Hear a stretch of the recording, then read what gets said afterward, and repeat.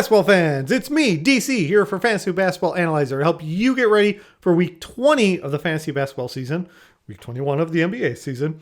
By help breaking down the entire schedule, we're going to look beyond the exciting game between Brooklyn and the Nets that unfortunately doesn't look like we're going to get Ben Simmons for, but maybe they'll play each other in the playoffs and we'll get to see the teams at full strength. But either way, that game's this week. We're going to look at everything else, break down strength schedule, defensive pace, and between you and me, this is unfortunately my second take because I did this whole video and forgot to hit record. So you're going to get a really rehearsed video. Let's get into it. So as we look at the pace and defensive efficiency, I pulled these numbers from Cleaning the Glass, by the way. Shout out to them. They have a great website. Anyway, the teams are who you expect. We're 20 weeks into the season. I think you know what's there, but there is some fun anomalies at the top. So the teams you want to attack, Houston, Sacramento, Charlotte, of course. But then look at that. Look at all those teams tied at 107.5 or 5.5. But really, just a fluky thing of the way the numbers merged. I'm sure it'll sort out next week. But all those teams are Portland, Detroit, Brooklyn, Orlando, San Antonio. I think they're the teams you would expect to be able to go after and not have the best defense. Now, Brooklyn's the one that's maybe got the most variance because they're not always playing at full strength and KD's just coming back and what happens when Simmons is there. And, those things could change. But overall, they haven't had a dominant defense all season. I think we kind of know that. Down at the bottom, the teams that you don't want to go against are who we expect. Boston, Cleveland, Miami, Dallas, Golden State, Philly, Phoenix on the edge of that. Boston's edged their way down to the team we least want to see, despite them not having the slowest pace out of that group. They're right in that neighborhood. And they've had an outstanding defense going on. Taking note of just basketball talk that this doesn't factor in because these are weighted for all year. If you took a look at just recency bias, right? The Pelicans and OKC, just defensive efficiency, have been one of the top 5 defenses since the end of January. Now, we're talking about pace and stuff like that. So in this metric, they're not going to pop anyway.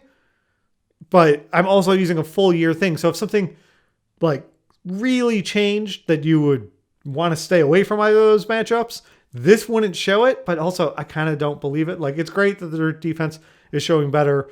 But this seems a little fluke. There's also a big break in if we're only talking since the end of January, that's February, the shortest month, and there's a big chunk. So I'm not waiting that too much, but full disclosure and basketball talk, it's worth throwing that out there. Let's take these numbers and apply them to the full week 20 preview. All right, one thing that's exciting about week 20 is there's no whammies, and by that I mean no one's got 2 games. We've got 16 teams playing 4 games, which leaves 14 teams playing 3 games. Pretty evenly split. You'd rather have a 4-game week if you can.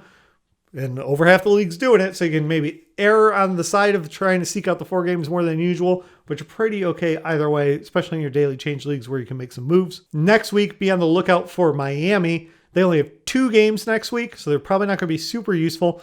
And if you look, despite Miami having a 4-game week, Friday, Saturday, they got a back-to-back there. If you're trying to do a late week waiver ad and pick someone up for that back-to-back, just know, pick them up Friday, Saturday, you're probably not going to get too much use out of them the next week because they only have 2 games, so be on the lookout with that. And since I mentioned that back-to-back, let's go ahead and bring up this back-to-back schedule grid and work our way through it. The back-to-backs are somewhat spread out, but there's a couple teams you might want to specifically target if you're trying to work in back-to-back given days. So Monday, Tuesday, Golden State's the only team with a back-to-back there. Wednesday, Thursday, Denver is the only team with a back-to-back there. And it's especially important that they're the only team with a back-to-back going into Thursday, which will be a key streaming day for this week. And we'll talk about that in a little bit. And then Saturday, Sunday, Indiana is the only team to end the week with a back-to-back fitting into this week. There's lots of people that have a Sunday game that roll into Monday. You can see all the teams that are marked here in pink.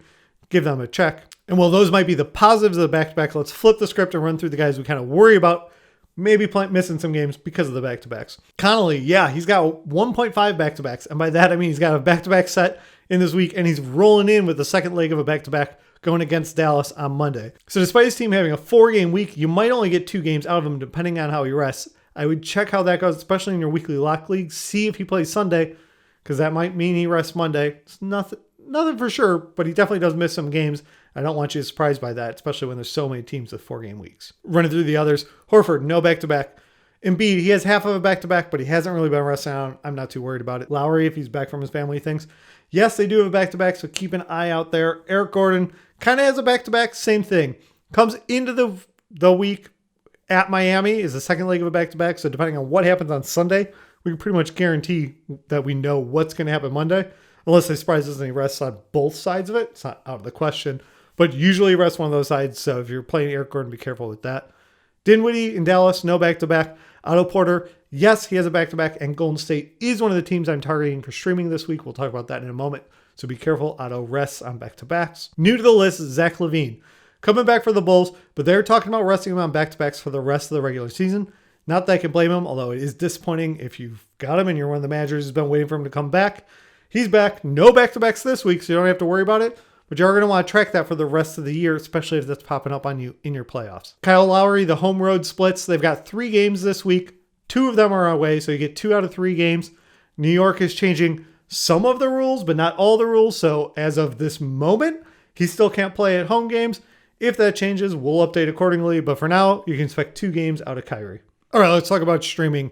This week's pretty loaded with games. There's really 3 key streaming days. So Tuesday has 6. Thursday is 2, and Saturday is 7. Those are the days we really want to make sure that we have players picked up and available in your daily change leagues to play for streaming. Monday and Sunday are 8 games each. You could probably work someone in there. It's really the Wednesday and Friday. Wednesday's 12 and Friday's 10, where it's going to be hard to get anyone off the waiver wire who's better than your starters. Specifically, Wednesday is going to be basically impossible. So we're going to try and avoid those teams that are playing on Wednesday and build around, and we want to attack the teams that have a Thursday. There's only 2 games. One of them is the exciting game. We get to see Brooklyn versus Philly in the new look. Like I said, we don't have Ben Simmons and stuff, but they're at least playing at Philly, so Kyrie will get to play, and that should be pretty fun. I get why there's only 2 games, although they didn't necessarily know ahead of time this was going to happen when they built the schedule. But anyway, they'll get a lot of eyes on it. That'll be cool. But for streaming, you want to target those teams, which is why I brought up Denver earlier.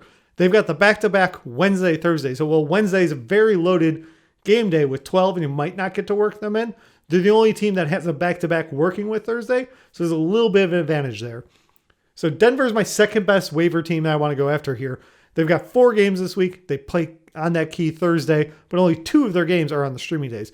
Golden State edges them out with playing on all 3 streaming days this week and having a 4-game week. So if you pick up someone from Golden State, they start the week with a back-to-back, which is nice, and hit both the other streaming days, and then you can kind of flip them and get someone else in for that Sunday game, preferably someone who's got a back-to-back Sunday, Monday. Set you up for the next week as well, but that helps you set up a 5-game week now, save you a little waiver move, get you a good kickstart into week 21.